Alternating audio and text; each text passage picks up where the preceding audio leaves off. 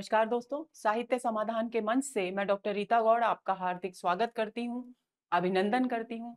दोस्तों, पिछले कई सत्रों से हम आधुनिक काल पर बात कर रहे हैं और आज हम आधुनिक काल के तीसरे सोपान यानी छायावाद पर बात करने वाले हैं। इससे पहले के सत्रों में हम भारतेंदु युग पर बात कर चुके हैं, उसकी साहित्यिक प्रवृत्तियों को और भारतेंदु युग के प्रमुख कवियों पर चर्चा कर चुके हैं, द्विवेदी युग की साहित्यिक प्रवृत्तियों को समझ चुके हैं और उन कवियों पर भी चर्चा कर चुके हैं जिन्होंने द्विवेदी युग में अपनी साहित्यिक क्षमता को अभिव्यक्ति प्रदान की, यानी साहित्य, हिंदी साहित्य के विकास में अद्भुत योगदान दिया।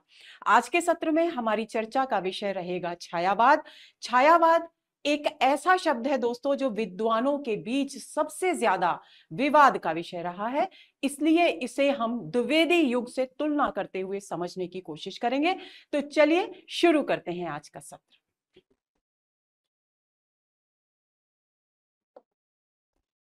सबसे पहले छायावाद के विषय में बहुत ही महत्वपूर्ण तथ्य जो हमें पता होना चाहिए कि छायावाद की समय सीमा, जिस पर हम काल विभाजन के दौरान भी बात कर चुके थे, 1918 से 1938 के बीच मानी गई है।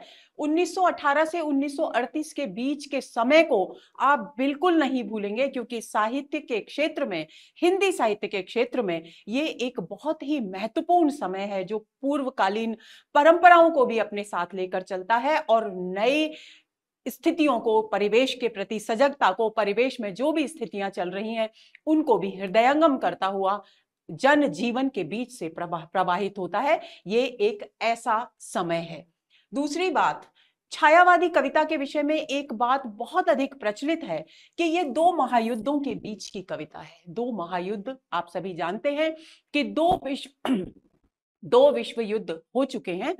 पहला विश्व युद्ध 1914 से 1918 के बीच में हुआ और 1939 से दूसरे विश्व युद्ध की शुरुआत हुई। और अगर हम इस समय को देखें तो 1918 में प्रथम विश्व युद्ध समाप्त हो रहा है और 1939 में दूसरा शुरू हो रहा है, यानी प्रथम विश्व युद्ध के समाप्त होने के बाद और द्वितीय विश्व युद्ध की विभीषिका में विश्व के प्रवेश करने से पहले ये काव्यधारा विकसित हुई। और यही कारण है कि यदि हम इस समसामयिक परिवेश को, इस काल की अवधि को और उस समय विश्व में जो भी स्थितियां चल रही थी उनको भी ध्यान में रखेंगे, भारतीय स्थितियों को भी ध्यान में रखेंगे, तो हम अवश्य ही छायावाद की मूल चेतना को समझ पाएंगे। क्योंकि दोस्तों, द्विवेदी युग तक की जो कविता है वो नैतिक मूल्यों, आदर्शों की कविता है, राष्ट्रीय चेतना की कविता है, अतीत के गौरव गान की कविता है। लेकिन छायावाद के तीसरे चरण यानी आधुनिक काल के तीसरे चरण पर, छायावाद युग में जब हम प्रवेश करते हैं, बहुत सारी चीजें बदल जाती हैं, बहुत सारी स्थितियां बदल जाती हैं, वस्तुओं को, परिवेश को देखने का नजरिया बदल जाता है। आप इस बात को इस तरीके से कुछ समझेंगे कि हम सीढ़ियां चढ़ रहे हैं, पहली सीढ़ी पर हमें बाहर का परिवेश जैसा दिखाई देता है, दूसरी सीढ़ी पर उससे बेहतर दृश्य हमारे सामने आता है और जैसे जैसे हम ऊपर की सीढ़ी पर चलते जाते हैं, हमारी दृष्टि में दृश्य बहुत अधिक स्पष्ट और सौंदर्यवान हो उठते हैं। यदि सुंदर दृश्य है तो उसका सौंदर्य निखर कर सामने आता है, यदि बेहद यथार्थवादी दृश्य है, बुरा दृश्य है, तो उसकी बुराइयां, उसके दोष भी उभर कर सामने आते हैं। तो कहने का मतलब यह है दोस्तों कि द्विवेदी युग में जो दृष्टि परिवेश के बाहरी आवरण पर टिकी हुई थी, छायावाद में आकर वो बहुत बारीक हो गई, यानी परिवेश के प्रति संवेदनात्मक स्तर पर साहित्यकार जुड़ गया। यही कारण है कि विद्वान कहते हैं कि स्थूल की छायावाद स्थूल के प्रति सूक्ष्म का विद्रोह है, यानी सूक्ष्म चेतना, यानी हमारी आत्मिक चेतना। चलिए इसको और आगे विस्तार से समझेंगे। आगे की बिंदु पर नजर डालते हैं तो हमें यह ध्यान रखना है कि दो महायुद्धों के बीच की कविता है छायावाद। डॉक्टर बच्चन सिंह ने छायावाद को इस युग के लिए उपयुक्त नामकरण नहीं माना। प्रश्न पूछा जा सकता है कि कौन से विद्वान निम्नलिखित में से ऐसे हैं जो छायावाद को उपयुक्त नाम नहीं मानते, तो वे इसको क्या नाम देते हैं? इसे स्वच्छंदतावाद युग कहना अधिक उचित मानते हैं। और इस अपने मत के समर्थन में उन्होंने लिखा है दोस्तों कि इस काल को स्वच्छंदतावाद युग कहने से दो समस्याएं हल हो जाती हैं। प्रत्येक आलोचक का, प्रत्येक साहित्यकार का अपना एक सोचने का तरीका होता है। डॉक्टर बच्चन सिंह सोचते हैं कि यदि छायावाद को हम छायावाद ना कहकर स्वच्छंदतावाद कहें तो हमारे सामने जो दो संकट आते हैं छायावाद को छायावाद कहने में, वो दोनों, उन दोनों संकटों वे दोनों संकटों का निराकरण हो जाएगा। पहला संकट क्या है, पहली समस्या क्या है कि तत्कालीन इस समय ऐसा नहीं है कि छायावाद में केवल पद्यात्मक रचनाएं लिखी गई, बल्कि गद्य भी बहुत श्रेष्ठ लिखा गया। महादेवी वर्मा का गद्य इसका उदाहरण है। जयशंकर प्रसाद ने भी बहुत सारी सुंदर औपन्यासिक कृतियां, नाट्य साहित्य लिखा। निबंध भी इस समय बहुत अच्छे लिखे गए, यानी गद्य और पद्य दोनों में साहित्यिक प्रतिभा, रचनाशीलता उभर कर सामने आई। तो डॉक्टर बच्चन सिंह कहते हैं कि एक तो तत्कालीन गद्य पद्य को एक ही शीर्षक के अंतर्गत अधिक सार्थक ढंग से विवेचित किया जा सकता है। अभी हम छायावादी गद्य को अलग विश्लेषित करते हैं और काव्य को अलग विश्लेषित करते हैं। डॉक्टर बच्चन सिंह कहते हैं कि यदि हम इस काल के अवधि को यानी छायावाद युग को स्वच्छंदतावाद कहें तो गद्य पद्य के अलग अलग शीर्षक के अंतर्गत जो विवेचना करने का जो संकट है वो भी दूर हो जाएगा, क्योंकि दोनों ही धाराओं को हम स्वच्छंदतावाद युग के अंतर्गत विवेचित कर सकते हैं। दूसरे यह है कि यह अन्य भारतीय साहित्यों और भारतीयेतर साहित्यों के स्वच्छंदतावादी आंदोलनों, जिन्हें अंग्रेजी में रोमांटिक मूवमेंट्स कहा जाता है, से जुड़ जाता है। यानी छायावाद कहने से बच्चन सिंह मानते हैं कि उस समय अंतरराष्ट्रीय स्तर पर और भारत में भी राष्ट्रीय स्तर और अंतरराष्ट्रीय स्तर पर जो साहित्यिक आंदोलन चल रहे थे, उन साहित्यिक आंदोलनों से छायावाद का स्पष्ट संबंध स्थापित नहीं होता। लेकिन यदि हम इस युग को स्वच्छंदतावाद युग कहें तो ये न केवल भारत के अन्य साहित्यिक आंदोलनों से जुड़ जाता है, बल्कि भारतीयेतर यानी भारत से इतर यानी अन्य देशों में अंतरराष्ट्रीय स्तर पर जो साहित्यिक धाराएं विकसित हो रही थी, जिन्हें रोमांटिक मूवमेंट्स कहा गया है अंग्रेजी में, उनसे भी इसका संबंध सहज ही स्थापित हो जाता है, क्योंकि रोमांटिक मूवमेंट्स का हिंदी शब्द स्वच्छंदतावाद ही माना गया है साहित्यकारों के द्वारा। अतः छायावाद के स्थान पर इस नए शब्द के चलन की ऐतिहासिक आवश्यकता है। उम्मीद करती हूं कि यह बिंदु आपको समझ में आ गया होगा। स्वच्छंदतावाद युग इसलिए कहना चाहते हैं क्योंकि गद्य पद्य को अलग से विश्लेषित करने की जरूरत नहीं होगी। स्वच्छंदतावाद के अंतर्गत गद्य का विश्लेषण भी हो सकता है, पद्य का भी हो सकता है। दूसरी बात, इस काव्य धारा का संबंध, इस साहित्यिक धारा का संबंध राष्ट्रीय काव्य धाराओं, साहित्यिक धाराओं से और अंतरराष्ट्रीय साहित्यिक धाराओं से भी स्पष्ट रूप से स्थापित हो सकेगा। आगे चलते हैं। डॉक्टर बच्चन सिंह ने इसकी समय सीमा, ध्यान देंगे 1918 से 1938 सर्वमान्य मत है, लेकिन बच्चन सिंह कहते हैं कि इसकी समय सीमा 1920 से 1938 के बीच मानी जानी चाहिए। आचार्य रामचंद्र शुक्ल संवत 1975 अर्थात 57 घटाएंगे तो 1918 ईस्वी से ही छायावाद युग का प्रारंभ मानते हैं तथा इसके उदय को द्विवेदी युगीन कविता के विरुद्ध और अंग्रेजी और बंगला कविताओं के प्रभाव के फलस्वरूप उदित काव्यधारा मानते हैं। शुक्ल जी की दो बातें बहुत महत्वपूर्ण है दोस्तों, उनकी परिभाषा भी हम आगे अच्छी तरह समझेंगे। कि पहली बात, उन्होंने प्रारंभ 1918 ईस्वी में ही माना है। दूसरी बात, वे मानते हैं कि आखिर छायावाद काव्यधारा का उदय हुआ क्यों, तो उसके लिए वो जिम्मेदार मानते हैं द्विवेदी युगीन कविता को। उनका कहना है कि द्विवेदी युगीन कविता में जो स्थूलता थी, जो इतिवृत्तात्मकता थी, उसकी प्रतिक्रिया के विरोध में छायावादी काव्यधारा उदित हुई। पहला कारण। दूसरा कारण, जो अंग्रेजी में जो स्वच्छंदतावाद चल रहा था, और क्योंकि आप दोस्तों अपने मस्तिष्क में ये बात अच्छी तरह बिठा लीजिए कि जब भारत में अंग्रेजों ने अपने शासन की स्थापना की तो उनका सबसे पहला गतिविधियों का केंद्र बना था बंगाल, और यही कारण है कि बंगाल का जनजीवन, बंगाल की साहित्यिक धाराएं सबसे पहले पाश्चात्य साहित्य के संपर्क में, पश्चिमी साहित्य के संपर्क में आई। तो जो कुछ भी पश्चिमी साहित्य में हो रहा था, जो कुछ भी नए आंदोलन चल रहे थे, जो विचारधाराओं में बदलाव हो रहा था, उसका स्पष्ट प्रभाव सबसे पहले भारत में अगर कहीं दिखाई पड़ा तो वो था बंगाल। और यही कारण है कि सारे जितने भी नए काव्य रूप सामने आए, गद्य की विधाएं विकसित हुई, कहीं ना कहीं उनका संबंध बंगाल से, बंगला साहित्य से जोड़ा जाता है।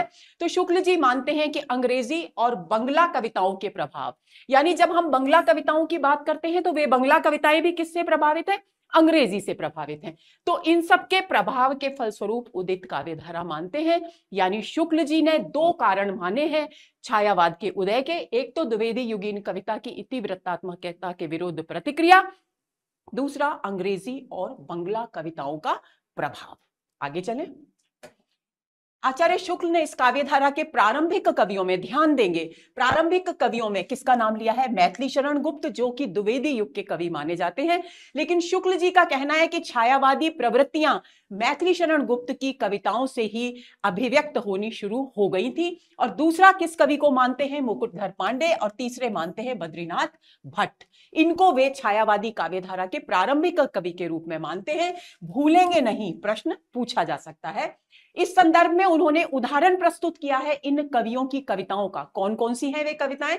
देखिए, मैथिली शरण गुप्त की मानते हैं नक्षत्र निपात, जो 1914 ईस्वी में प्रकाशित हुई। दूसरी गुप्त जी की कविता अनुरोध, जो 1915 ईस्वी में प्रकाशित हुई। तीसरी पुष्पांजलि, जो 1917 ईस्वी में प्रकाशित हुई। और स्वयं आगत, जो 1918 ईस्वी में प्रकाशित हुई। और 1918 से हम विधिवत छायावाद का प्रारंभ मानते हैं। तो उनका कहना है कि मैथिली शरण गुप्त जी की इन कविताओं में छायावादी प्रवृत्तियों के आगाज को, प्रारंभ को, उदय को देखा जा सकता है। अगली बात, मुकुटधर पांडे की कौन सी कविताओं का उल्लेख करते हैं? आंसू और उद्गार। दो कविताओं में वे छायावादी प्रवृत्तियों को अनुभव करते हैं। वे कहते हैं कि मुकुटधर पांडे की आंसू और उद्गार आदि जो कविताएं हैं, उनमें भी छायावादी प्रवृत्तियां उजागर होती दिखाई देती हैं। यानी प्रारंभिक कवियों में किसको शामिल किया है? प्रश्न पूछा जा सकता है। मैथिली शरण गुप्त, मुकुटधर पांडे और बद्रीनाथ भट्ट।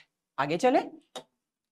डॉक्टर नगेंद्र इस काव्यधारा की समय सीमा 1918 से 1938 के मध्य ही स्वीकार करते हैं। केवल डॉक्टर बच्चन सिंह हैं जो 1920 ईस्वी से स्वीकार करते हैं। बाकी आचार्य शुक्ल, डॉक्टर नगेंद्र सभी 1918 से 1938 के बीच विकसित काव्यधारा ही मानते हैं छायावाद को। डॉक्टर नगेंद्र ने इस काव्यधारा के विषय में लिखा है, इस काव्यधारा के लिए छायावाद नाम ही उपयुक्त है। देखिए, हम बच्चन सिंह का मत पढ़ चुके हैं, वे उसको कहना चाहते हैं स्वच्छंदतावाद। लेकिन डॉक्टर नगेंद्र कहते हैं कि इस काव्यधारा के लिए छायावाद नाम ही उपयुक्त है। क्यों? यद्यपि परिमाण की दृष्टि से इन काव्यधाराओं में छायावादी रचनाएं सबसे अधिक नहीं है, क्योंकि इस दौरान इन दो महायुद्धों के बीच की जो अवधि है, उसमें तीन काव्यधाराएं एक दूसरे के समानांतर विकसित हुई। और वे कहते हैं कि इन तीनों काव्यधाराओं में ऐसा नहीं है कि छायावादी युग, हम छायावादी युग कह रहे हैं तो छायावादी प्रवृत्तियों से युक्त कविताएं ही सबसे ज्यादा लिखी गई, साहित्य सबसे ज्यादा लिखा गया, ऐसा नहीं है।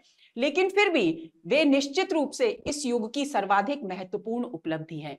भले ही सबसे अधिक छायावादी कृतियां न लिखी गई हों, लेकिन जो भी छायावादी कृतियां इस युग में लिखी गई, वे सब इस युग की बहुत अधिक महत्वपूर्ण उपलब्धि है। इस मान्यता के तीन कारण है। अब क्यों इन्हें महत्वपूर्ण मानते हैं डॉक्टर नगेंद्र? इसके तीन कारण वे बताते हैं। कारण देखते हैं। पहला कारण तो ये कि यह कि कवित्व की दृष्टि से, कवित्व की दृष्टि यानी अनुभूति की तीव्रता, सूक्ष्मता और अभिव्यंजना शिल्प के उत्कर्ष की दृष्टि से एक काव्य राशि सर्वश्रेष्ठ है। यानी डॉक्टर नगेंद्र का कहना है कि देखिए, द्विवेदी युग की कविता कैसी थी? इतिवृत्तात्मक यानी स्थूल विवरण प्रधान। भावनात्मक स्तर पर साहित्यकार कम जुड़ता है, परिवेश के बाहरी स्वरूप का ही चित्रण अधिक करता है, तो स्थूलता है वहां। लेकिन जब हम संवेदनात्मक स्तर पर, भावात्मक स्तर पर किसी भी दृश्य से जुड़ते हैं, तो हमारे अंदर जो भावनाओं का आवेग आता है, जो हमारा अनुभव होता है, उसके फलस्वरूप जो हमारे आवेग, भावावेग उत्पन्न होते हैं, उसके लिए शब्द है अनुभूति की तीव्रता। जितनी तीव्र अनुभूति होगी, यानी जितना प्रबल भावनाओं का आवेग होगा, उतनी ही सूक्ष्मता होगी और उतना ही सुंदर अभिव्यंजना शिल्प होगा। अभिव्यंजना यानी अभिव्यक्ति का माध्यम, उसे प्रस्तुत करना, जो भाव हमारे हृदय में उत्पन्न है उसका प्रस्तुतिकरण किस रूप में किया जा रहा है, वही अभिव्यंजना शिल्प है। तो पहला कारण डॉक्टर नगेंद्र मानते हैं कि अनुभूति की तीव्रता, सूक्ष्मता यानी बारीक से बारीक चित्रण और अभिव्यंजना शिल्प छायावादी काव्य में अन्य जो काव्यधाराएं विकसित हुई उनकी अपेक्षा उत्कर्ष की दृष्टि से अधिक महत्वपूर्ण है। दूसरी बात, दूसरा कारण क्या है? छायावादी काव्य में प्राचीन भारतीय परंपरा को जीवंत तत्वों का ही समावेश नहीं हुआ, वरन उसने परवर्ती काव्य के विकास को भी काफी दूर तक प्रभावित किया। यानी इसका अर्थ क्या हुआ? देखिए, अतीत का गौरवगान की प्रवृत्ति हम द्विवेदी युग में देख चुके। द्विवेदी युग में अतीत का गौरवगान था, लेकिन यहां डॉक्टर नगेंद्र कह रहे हैं कि भारतीय परंपरा क्या है? भारतीय परंपरा क्या है? अतीत हमारा। लेकिन उसके साथ एक शब्द इस्तेमाल कर रहे हैं, जीवंत तत्व। यानी उस भारतीय परंपरा को, जिसको द्विवेदी युग में जिसका केवल गौरवगान किया गया, भारतवासियों में आत्मविश्वास जगाने के लिए, भारतवासियों में राष्ट्र प्रेम की भावनाएं उत्पन्न करने के लिए, उन्हें छायावादी युग के कवियों ने समकालीन परिवेश से जोड़कर प्रस्तुत किया। यानी जीवंत तत्व का अर्थ है कि समकालीन उस समय का जो परिवेश था उससे जोड़ा और उसका संबंध स्थापित कर उसके प्रस्तुत किया, तो वे जीवन मूल्य, वह अतीत लोगों के लिए अजनबी नहीं रहा, अपरिचित नहीं रहा, केवल पुराणों की कहानियों के रूप में नहीं रहा, बल्कि उनके अपने जीवन का अंग बन गया। तो जीवंत तत्वों का समावेश ही नहीं हुआ, बल्कि उसने परवर्ती काव्य, और यही कारण है कि जब साहित्य में जीवंतता आ जाती है तो वो बाद की अपनी साहित्यिक धाराओं को भी मार्गदर्शन देता है, दिशा देता है। तो ये काम अन्य काव्य धाराओं की अपेक्षा छायावाद युग ने किया, इसलिए वे मानते हैं कि इस युग को छायावाद कहना ही अधिक उचित है। छायावादोत्तर युग के कवियों के लिए छायावादी काव्य राशि ही प्रतिस्पर्धा और प्रतिक्रिया का आधार बनी। आगे की जो काव्य धाराएं थी वो छायावादी युग की, जैसे द्विवेदी युग की प्रतिक्रिया स्वरूप छायावाद उत्पन्न हुआ, विकसित हुआ, उसी तरह से छायावाद की प्रतिक्रिया स्वरूप आगे की काव्य धाराएं विकसित हुई। ये बात वे मानते हैं। तीसरी बात यह है कि छायावादी काव्य में ही अपने युग के जनजीवन की समग्रता की अभिव्यक्ति मिलती है। यानी ये काव्य एक ऐसा काव्य है, राष्ट्रीय सांस्कृतिक धारा को देख लें जो इसके समानांतर विकसित हुई, तो उसमें राष्ट्रीय और सांस्कृतिक चेतना की प्रधानता है। और यदि हम मस्ती की काव्यधारा यानी हालावादी काव्यधारा को देख लें तो वहां प्रेम और मस्ती के आवेग का ही अधिक चित्रण है। लेकिन छायावादी काव्यधारा एक ऐसी काव्यधारा है जो अपनी परंपराओं को अपने परिवेश से, समकालीन परिवेश से जोड़ती है, नैतिक मूल्यों को भी जीवंत बनाकर प्रस्तुत करती है और जन जीवन से निरंतर जुड़ी रहती है। और यही कारण है कि डॉक्टर नगेंद्र कहते हैं कि इस युग के लिए छायावाद युग ही श्रेष्ठ शीर्षक है, श्रेष्ठ नामकरण है। यह काव्य पूर्ण और सर्वांगीण जीवन के उच्चतम आदर्श को व्यक्त करने का प्रयास करता है। कामायनी को इस काव्य धारा की चरम परिणति के रूप में स्वीकार किया जा सकता है, इसलिए इस काल का छायावाद काल नाम ही युक्त है। ये डॉक्टर नगेंद्र का मत है। डॉक्टर बच्चन सिंह इसे स्वच्छंदतावाद युग कहना ही अधिक उचित मानते हैं। आगे चलें। इस युग के कवियों ने द्विवेदी युगीन इतिवृत्तात्मकता के विरुद्ध सूक्ष्म भावनाओं की प्रतिष्ठा की। देखिए क्या क्या परिवर्तन आए, वो आप डॉक्टर नगेंद्र के इस कथन से समझ सकते हैं कि द्विवेदी युग में जो इतिवृत्तात्मकता थी, यानी वर्णन की जो प्रधानता थी, पुराने प्रसंगों को कहने की जो प्रधानता थी, बार बार दोहराने की जो प्रधानता थी, स्थूलता थी जो विवरण की, उसकी अपेक्षा छायावाद में सूक्ष्म भावनाओं की स्थापना हुई। यानी भावनाओं की गहरी और बारीक अभिव्यक्ति की गई। तत्कालीन रूढ़ियों और ईसाई धर्म प्रचारकों के आक्षेपों के विरुद्ध अतीत भारत के प्राणवान मूल्यों की प्रतिष्ठा की। देखिए, अतीतकालीन भारत के मूल्यों का जिक्र, वर्णन, चित्रण द्विवेदी युग में भी किया गया, लेकिन वहां उसमें जीवंतता नहीं थी, वे केवल मात्र एक उपदेश के समान प्रतीत होते हैं। लेकिन छायावादी कवि, मैंने अभी भी थोड़ी देर पहले आपको बताया कि छायावादी कवियों ने उन जीवन मूल्यों को मनुष्य के समकालीन परिवेश में ढालकर, मनुष्य के जीवन में ढालकर प्रस्तुत किया, तो वे जीवन मूल्य मनुष्य के लिए अजनबी नहीं रहे, बल्कि उसके जीवन का अभिन्न अंग बन गए। ये बहुत बड़ा बदलाव था जो द्विवेदी युग के बाद छायावादी कविता में आया। आर्थिक राजनीतिक दासता के विरुद्ध केवल राष्ट्रीय ही नहीं, मानव मात्र की स्वाधीनता के मूल्य की प्रतिष्ठा की। एक और फर्क, ध्यान देंगे इस पर, कि द्विवेदी युग में जो राष्ट्रीय चेतना थी, जो सांस्कृतिक चेतना थी, उसका संबंध केवल राष्ट्रीयता से था, क्योंकि उन साहित्यकारों का उद्देश्य था राष्ट्रीय भावनाओं को, जो सो रही हैं भारतीय जनमानस में, उन राष्ट्रीय भावनाओं को जगाना। लेकिन राष्ट्रीयता और स्वतंत्रता जितनी राष्ट्र के लिए आवश्यक है उतनी ही व्यक्ति विशेष के लिए भी आवश्यक है। व्यक्ति का स्वतंत्र होना भी बहुत जरूरी है। किससे स्वतंत्र होगा व्यक्ति? व्यक्ति व्यर्थ के बंधनों से स्वतंत्र होगा, क्योंकि चेतना व्यक्ति की जितनी स्वतंत्र होगी उतनी ही उसकी रचना धर्मिता निखर करके सामने आएगी। तो ये बात द्विवेदी युग में अनुभव नहीं की गई, छायावाद ने इसे अनुभव किया कि राष्ट्रीयता केवल देश के लिए नहीं है, देश के लिए जरूरी नहीं है, बल्कि मनुष्य की स्वाधीनता के लिए भी जरूरी है। यानी राष्ट्रीय स्वाधीनता की मूल्य का तो स्थापना तो द्विवेदी युग में ही हो चुकी थी। छायावाद ने मानव मात्र की स्वाधीनता के मूल्य की भी प्रतिष्ठा की। जितना जरूरी है राष्ट्र का स्वतंत्र होना, उतना ही जरूरी है व्यक्ति का व्यर्थ के बंधनों से स्वतंत्र होना।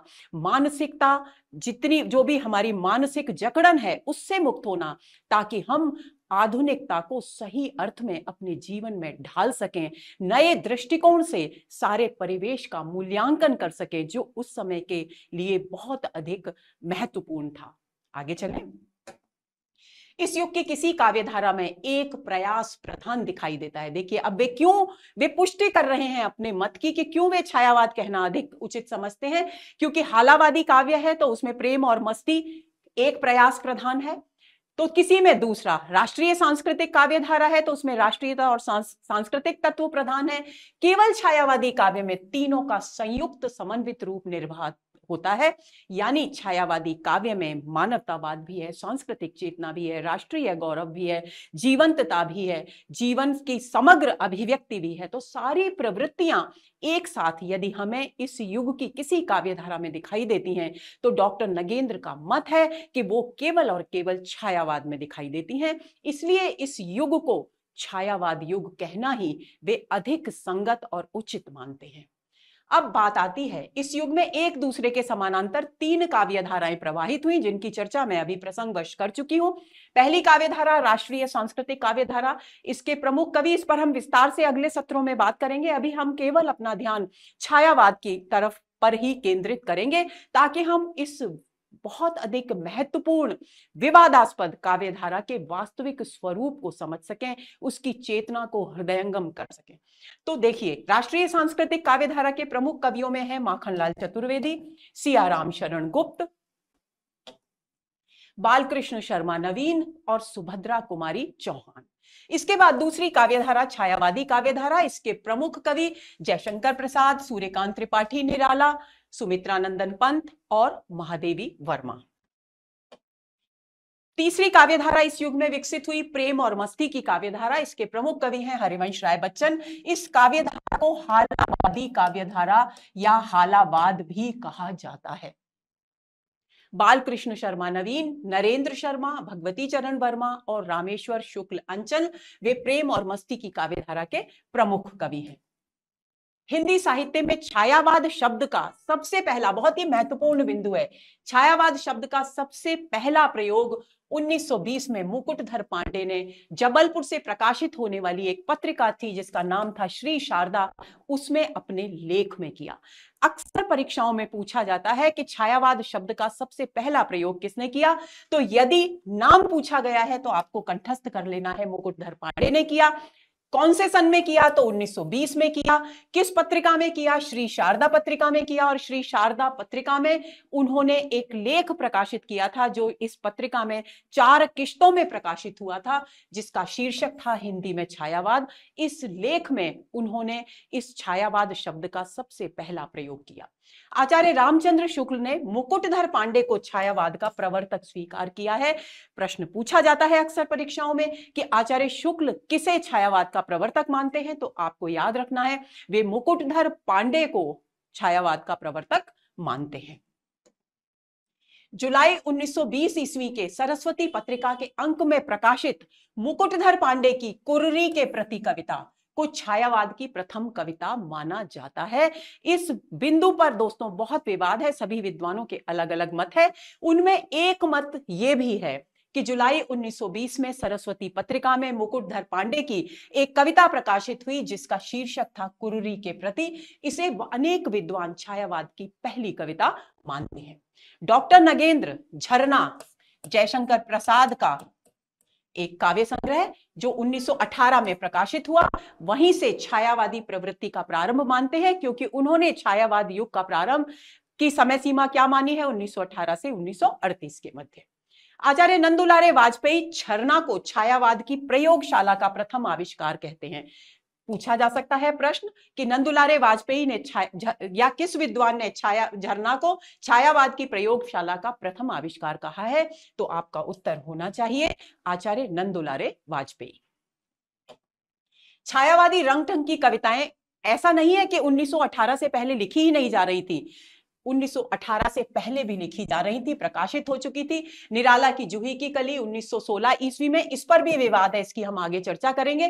पंत के कविता संग्रह पल्लव में बहुत सारी ऐसी कविताएं हैं जो छायावाद के आगाज की सूचना देती हैं। झरना छायावाद का पहला काव्य संग्रह माना जाता है और इसे छायावाद की प्रयोगशाला कहा जाता है। अब बात आती है कि आखिर छायावाद क्या है। तो छायावाद, जैसा कि शब्द से स्पष्ट है, छाया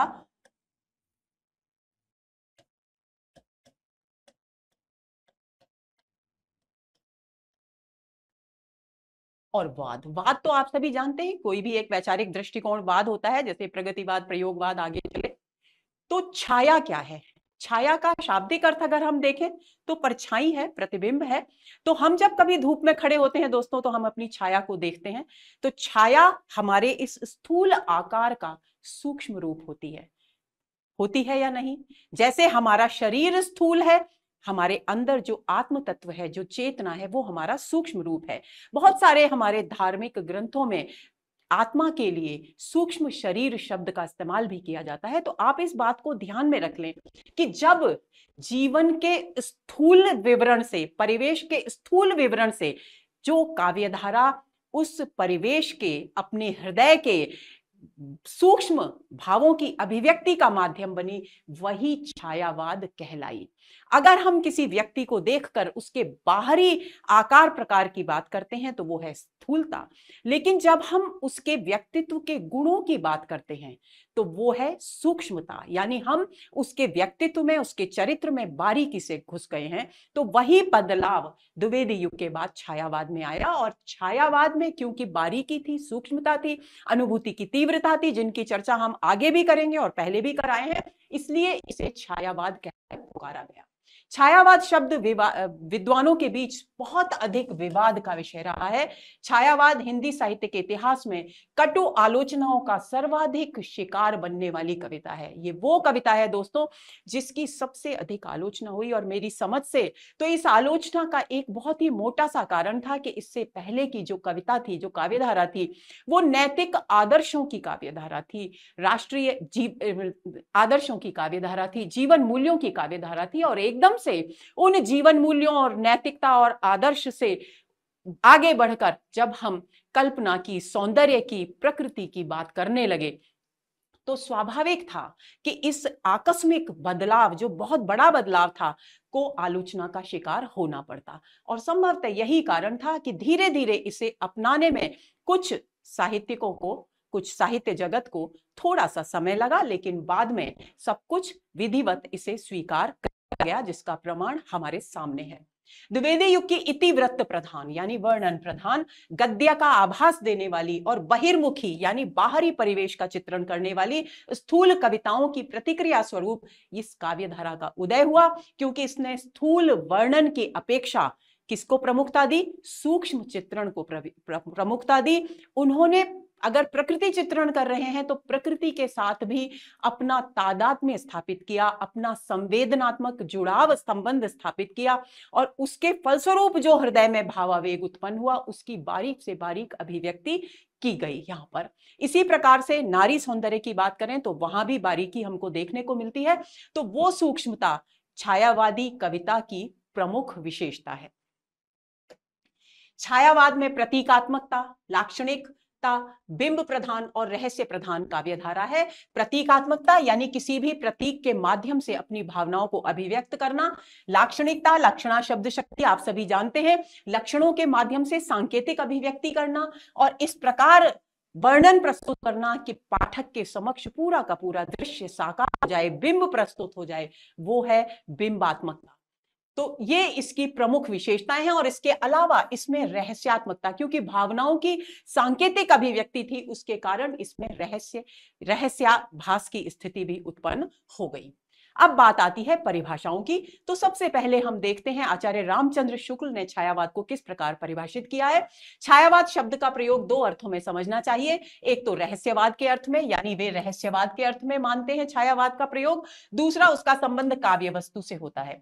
छायावाद का दूसरा प्रयोग काव्य शैली या पद्धति विशेष के व्यापक अर्थ में है, यानी या एक तो ये अभिव्यक्ति का शिल्प है छायावाद, और दूसरा है रहस्यवाद। ये दो अर्थ शुक्ल जी मानते हैं। छायावाद का सामान्यतः अर्थ हुआ प्रस्तुत के स्थान पर उसकी व्यंजना करने वाली छाया के रूप में अप्रस्तुत का कथन। यानी इस परिभाषा के दो निष्कर्ष हमारे सामने आते हैं।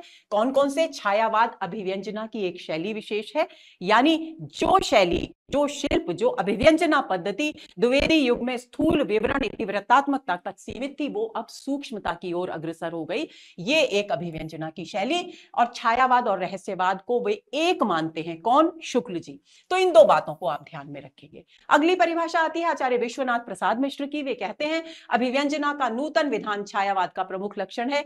यानी इस परिभाषा से यह स्पष्ट हो जाता है कि आचार्य विश्वनाथ प्रसाद मिश्र छायावाद को केवल एक अभिव्यंजना पद्धति मानते हैं। वे और उससे उसकी जो भावात्मक भाव पक्षीय जो विशेषताएं हैं उनकी तरफ इतना ध्यान केंद्रित नहीं करते, केवल अभिव्यंजना यानी अभिव्यक्ति कौशल की तरफ ही ध्यान केंद्रित करते हैं। आगे चले। डॉक्टर रामकुमार वर्मा लिखते हैं परमात्मा की छाया आत्मा में और आत्मा की छाया परमात्मा में पड़ने लगती है, तभी छायावाद की सृष्टि होती है। यानी रामकुमार वर्मा भी शुक्ल जी की तरह छायावाद और रहस्यवाद में कोई अंतर नहीं मानते।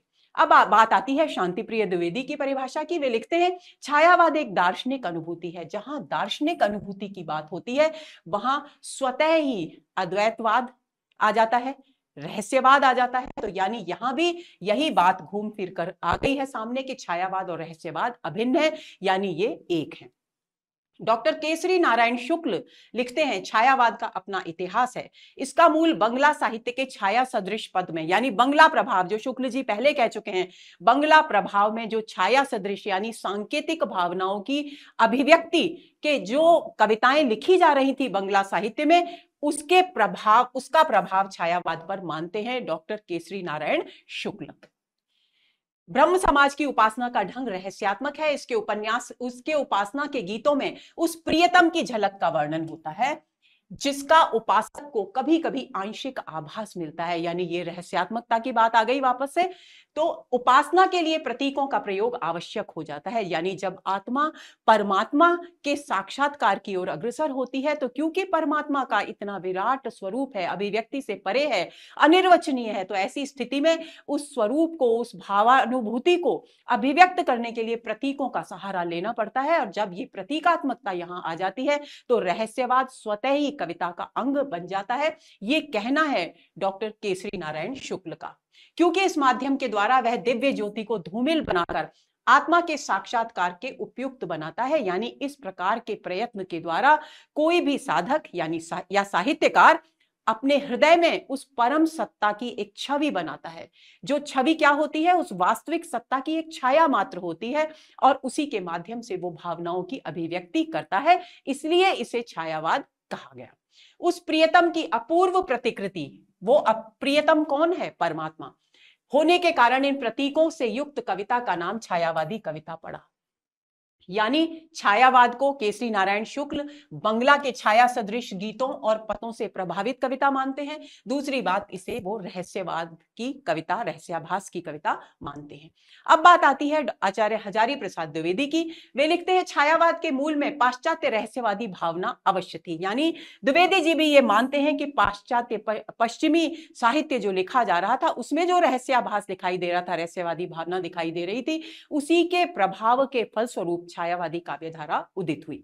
इस श्रेणी की मूल प्रेरणा अंग्रेजी की रोमांटिक भावधारा, यानी अंग्रेजी में जो रोमांटिक भावधारा यानी स्वच्छंदतावादी काव्यधारा चल रही थी, उसी का प्रभाव द्विवेदी जी भी यहां मान रहे हैं। कविता से प्राप्त हुई थी और इसमें संदेह नहीं कि उनकी भावधारा की पृष्ठभूमि में ईसाई संतों की रहस्यवादी साधना अवश्य विद्यमान थी। एक निष्कर्ष जो निकलकर सामने आता है द्विवेदी जी की परिभाषा से, वो है कि छायावाद अंग्रेजी की रोमांटिक काव्यधारा और ईसाई संतों की रहस्यात्मक साधना से प्रभावित और प्रेरित काव्यधारा है। आप ये देखिए कि जितनी भी परिभाषाएं अभी तक हमने पढ़ी हैं दोस्तों, उन सब में रहस्यवाद पर विशेष ध्यान केंद्रित किया गया है। कुछ एक कविताओं में केवल और केवल छायावाद के अभिव्यंजना शिल्प को प्रधानता दी गई है। अब डॉक्टर नगेंद्र क्या कहते हैं? डॉक्टर नगेंद्र कहते हैं छायावाद स्थूल के प्रति सूक्ष्म का विद्रोह है, जो कि बहुत ही लोकप्रिय कविता है, परिभाषा है। वह एक विशेष प्रकार की भाव पद्धति है। भाव पद्धति का अर्थ क्या हुआ? भावनाओं को अभिव्यक्त करने का तरीका और जीवन के प्रति एक विशेष प्रकार का भावात्मक दृष्टिकोण है। यानी छायावाद डॉक्टर नगेंद्र के अनुसार एक नया दृष्टिकोण है और एक नई भाव पद्धति है। अब डॉक्टर रामविलास शर्मा की बात करते हैं। रामविलास शर्मा की परिभाषा में डॉक्टर नगेंद्र की परिभाषा के बाद यहां प्रस्तुत कर रही हूं दोस्तों। उसका कारण है क्योंकि डॉक्टर नगेंद्र ने जिस काव्यधारा को स्थूल के प्रति सूक्ष्म का विद्रोह बताया, उसका पूरा पूरा विरोध करते हैं डॉक्टर रामविलास शर्मा। वे लिखते हैं छायावाद स्थूल के प्रति सूक्ष्म का विद्रोह नहीं रहा है, यानी वे इस बात को स्वीकार नहीं करते। वरन थोथी नैतिकता, किसके प्रति विद्रोह है छायावाद में? थोथी नैतिकता जो द्विवेदी युग में थी, यानी खोखले जीवन मूल्य जिनका जीवन से कोई संबंध नहीं था, जिनमें केवल और केवल उपदेशात्मकता थी। रूढ़िवाद और सामंती साम्राज्यवादी बंधनों के प्रति विद्रोह हो रहा है, परंतु यह विद्रोह क्योंकि मध्य वर्ग के तत्वावधान में हुआ, इसलिए उसके साथ मध्यवर्गीय असंगति, पराजय और पलायन की भावना भी जुड़ी हुई है। यानी यहां यह कहा गया है कि छायावाद खोखली नैतिकता, रूढ़िवाद और सामंती साम्राज्यवादी बंधनों के प्रति विद्रोह है। और क्योंकि यह विद्रोह किसके द्वारा किया गया था? मध्य वर्ग के द्वारा किया गया था, और मध्य वर्ग का जीवन विसंगतियों से युक्त होता है, तो वो विसंगतियां भी इस काव्यधारा का अंग बन गई। वो पराजय, हताशा, निराशा का भाव भी इसका अंग बन गया, और पलायन की प्रवृत्ति भी इस काव्यधारा का अंग बन गई। ये बात उन्होंने अपने इस वक्तव्य में कही है। महादेवी वर्मा कहती है सृष्टि के बाह्य आकार पर इतना अधिक लिखा जा चुका था, यानी सृष्टि के बाहरी स्वरूप पर, स्थूल स्वरूप पर इतना अधिक लिखा जा चुका था। कौन से युग में? द्विवेदी युग की बात हो रही है यहां, कि मनुष्य का हृदय अपनी अभिव्यक्ति के लिए रो उठा। वही बात आ गई कि मानवीय स्वाधीनता, मानवीय स्वतंत्रता भी आवश्यक है। ये बात पहली बार किसने महसूस की? छायावादी कवियों ने महसूस की। उसी बात को यहां महादेवी वर्मा कह रही हैं। द्विवेदी युगीनी तीव्रतात्मक शैली और पवित्रतावाद और रीतिकालीन स्थूल श्रृंगार के चरण इतनी तेजी से बढ़े, यानी ये सब कुछ इतना अधिक साहित्य में प्रवेश कर गया था, एक तरह से साहित्य पर हावी हो गया था, कि छायावादियों को न केवल उनके प्रति विद्रोह करना पड़ा, अपितु वैयक्तिक प्रसार और अस्मिता की खोज का आंदोलन भी छेड़ना पड़ा। क्या है ये वैयक्तिक प्रसार? व्यक्ति जब स्वयं सभी प्रकार की मानसिक बंधनों से मुक्त हो जाता है, तो वो अपने आत्म का विस्तार करता है, सभी लोगों में अपने अस्तित्व को देखता है, जिस बात को कामायनी में प्रसाद ने बहुत सुंदर तरीके से प्रस्तुत किया है। तो वैयक्तिक प्रसार की बात जहां आ गई, और अस्मिता की खोज कि मेरा अपना अस्तित्व समाज में कहां है, उसके प्रति भी आंदोलन छेड़ दिया, यानी वही मानवीय स्वतंत्रता की बात यहां की जा रही है।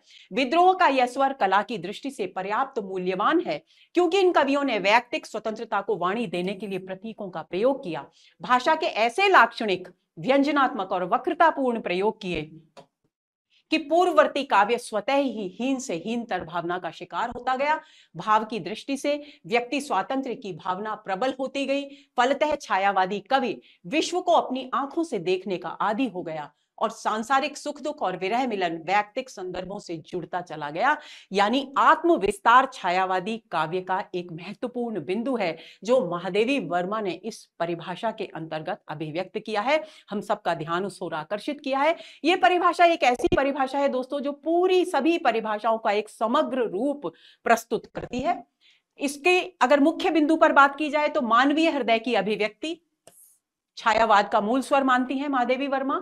मानवीय प्रसार, अस्मिता की खोज, अस्मिता यानी अपने अस्तित्व की तलाश, सूक्ष्म अभिव्यक्ति, और इन सब के लिए सूक्ष्म अभिव्यक्ति करना, बारीकी से अभिव्यक्त करना अपनी भावनाओं को, ये कविता, छायावादी कविता की महत्वपूर्ण विशेषताएं हैं।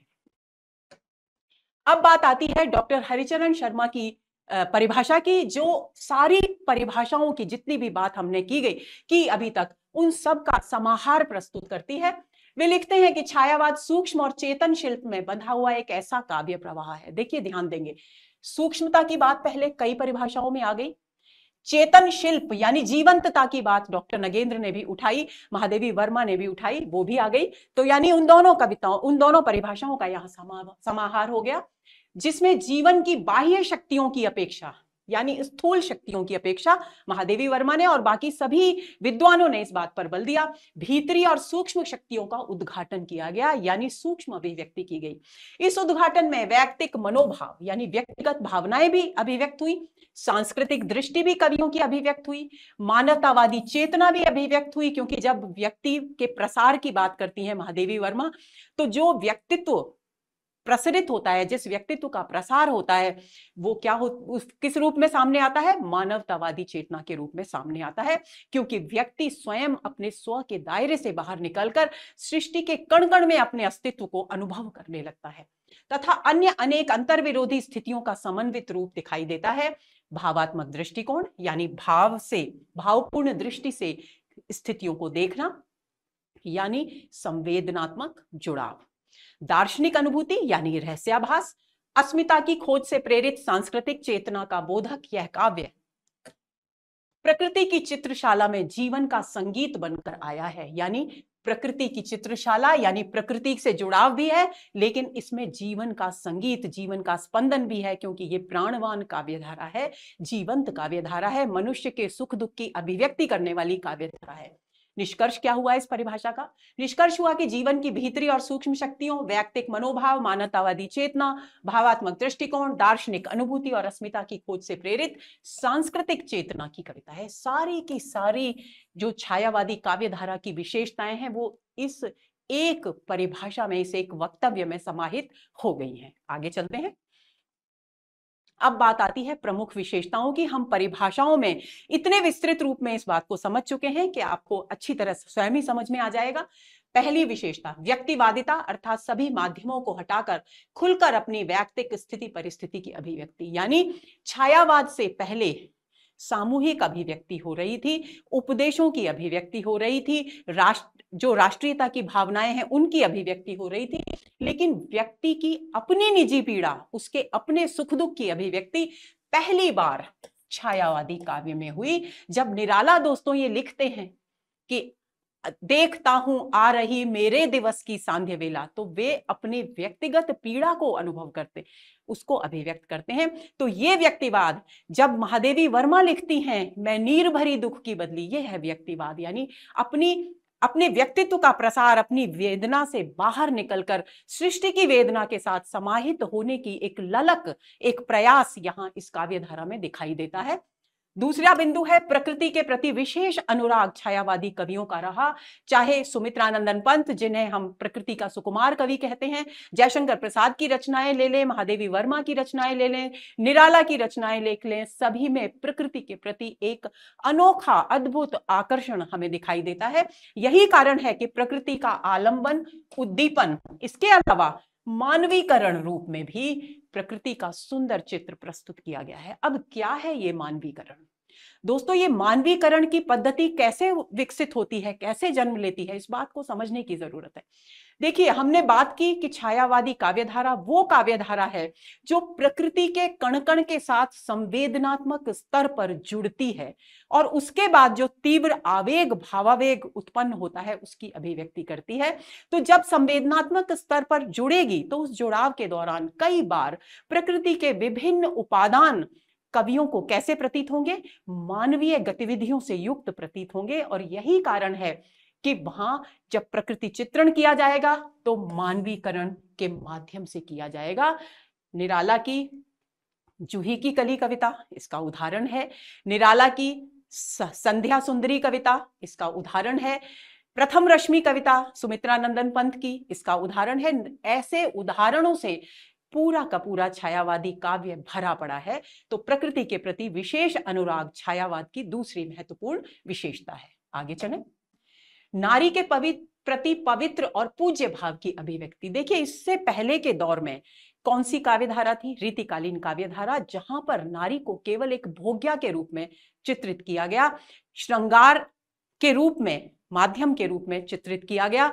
और उसके बाद जो काव्यधाराएं आई, भारतेंदु युग और द्विवेदी युग। भारतेंदु युग में तो आधार तैयार, आधुनिक साहित्य का आधार तैयार करने की बात हुई, लेकिन द्विवेदी युग नीति और आदर्शों में इतना अधिक प्रभावित हो गया, इतना अधिक उलझ गया कि उसकी दृष्टि नारी के इस पावन स्वरूप की ओर गई ही नहीं। छायावाद वो पहला युग है जबकि वो रीतिकालीन दृष्टिकोण का विरोध करके नारी के पूज्य रूप को अभिव्यक्त करता है।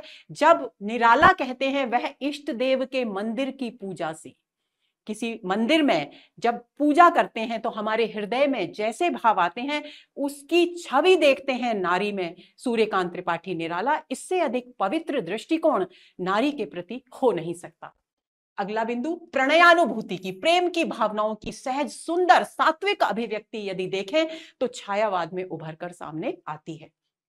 यही कारण है कि इस कविता में प्रणय से संबंधित भिन्न भिन्न जो मानसिक स्थितियां हैं उनकी अभिव्यक्ति भी हमें मिलती है। जैसे प्रिय के आगमन की आशा और प्रिय की प्रतीक्षा में जो व्याकुलता हृदय में है वो, प्रिय के आगमन पर जो भावावेग है वो, प्रिय के न आने पर जो निराशा है या वियोग के उत्पन्न होने पर जो निराशा है वो उसकी अभिव्यक्ति, तल्लीनता की अभिव्यक्ति, अतृप्ति के भाव की अभिव्यक्ति, स्मृति और विषाद, इन सारे प्रणय की विभिन्न मानसिक स्थितियों का चित्रण छायावादी काव्य में बहुत ही सूक्ष्म रूप में देखने को मिलता है। अगला है भावातिरेक तथा कल्पनातिरेक। इस पर मुझे ज्यादा मेरे ख्याल है कि बोलने की आवश्यकता नहीं। भावातिरेक का अर्थ है बहुत अधिक भाव से युक्त होने वाली कविता, और कल्पना का आधिक्य, यानी भावना और कल्पना की अतिशयता, अत्यधिकता इस कविता की महत्वपूर्ण विशेषता है। इसके बाद अवसाद, निराशा और वेदना की अभिव्यक्ति भी यहां हुई, क्योंकि जैसा कि हम पहले पढ़ आए दोस्तों कि इस काव्यधारा का नेतृत्व मध्य वर्ग ने किया था। तो मध्य वर्गीय जीवन की विसंगतियों के फलस्वरूप जो व्यक्तिगत अवसाद, निराशा और वेदना थी वो भी अलग अलग माध्यमों से इस साहित्यिक धारा में अभिव्यक्त हुई। आगे चलें। अतीत के प्रति प्रेम और सरल जीवन के प्रति लौटने का भाव छायावादी काव्यधारा में मिलता है।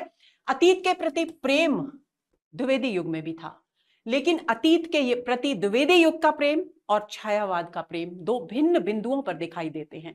यानी हम भिन्न बिंदुओं ना कहें, बल्कि हम ये कहें कि एक सीढ़ी और आगे बढ़ जाता है छायावाद में अतीत के प्रति प्रेम, क्योंकि वो अपना संबंध वर्तमान से, समसामयिक परिवेश से स्थापित करता है।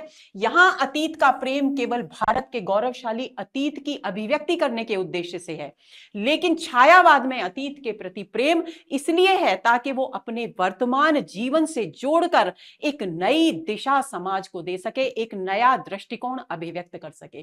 तो यहां अतीत के प्रति प्रेम दिखाई देता है। उसके बाद जब जीवन की विषमताएं बहुत अधिक होती हैं तो कभी कभी मनुष्य की इच्छा होती है कि वो सरल जीवन की ओर लौट जाए, उसे जटिलताएं नहीं चाहिए।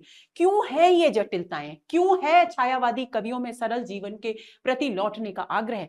उसका कारण है दोस्तों, इस बात को आप भूलेंगे नहीं, 1918 से 1938 का समय जो दो महायुद्धों के बीच की कविता है।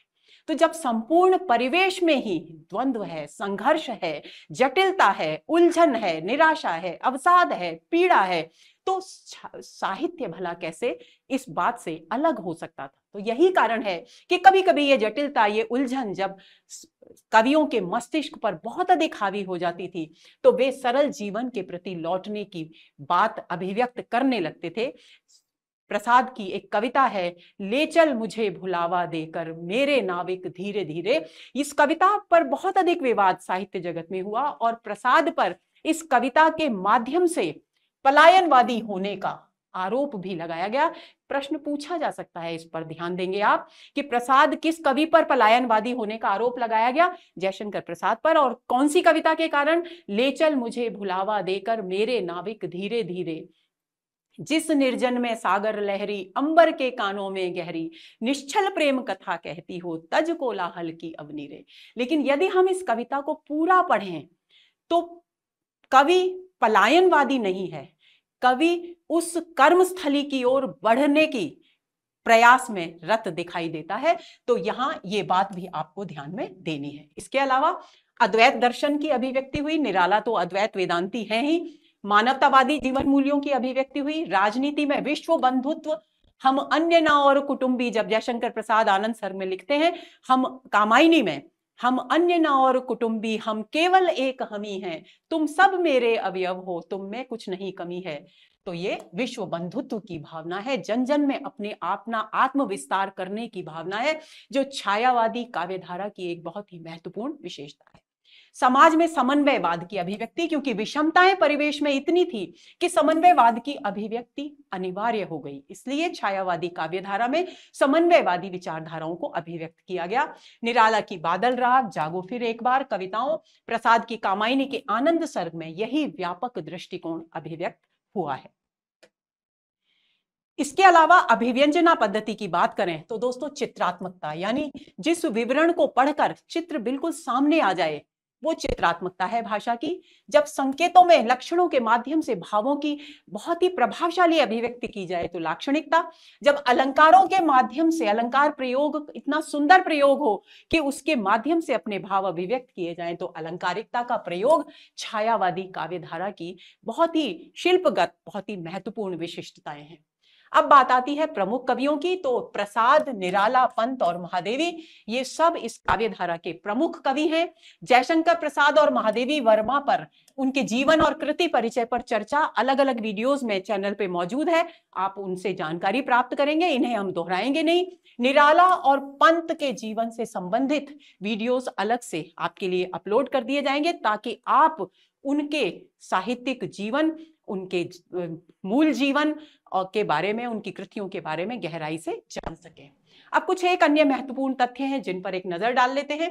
पहली बात, प्रसादकृत प्रेम पथिक पर गोल्डस्मिथ की रचना द हर्मिट का प्रभाव माना जाता है। प्रेम पथिक एक काव्य है प्रसाद का, जिस पर यह माना जाता है कि गोल्डस्मिथ, जिन्होंने अंग्रेजी में द हर्मिट लिखा था, जिसका अनुवाद श्रीधर पाठक ने किया था द्विवेदी युग में,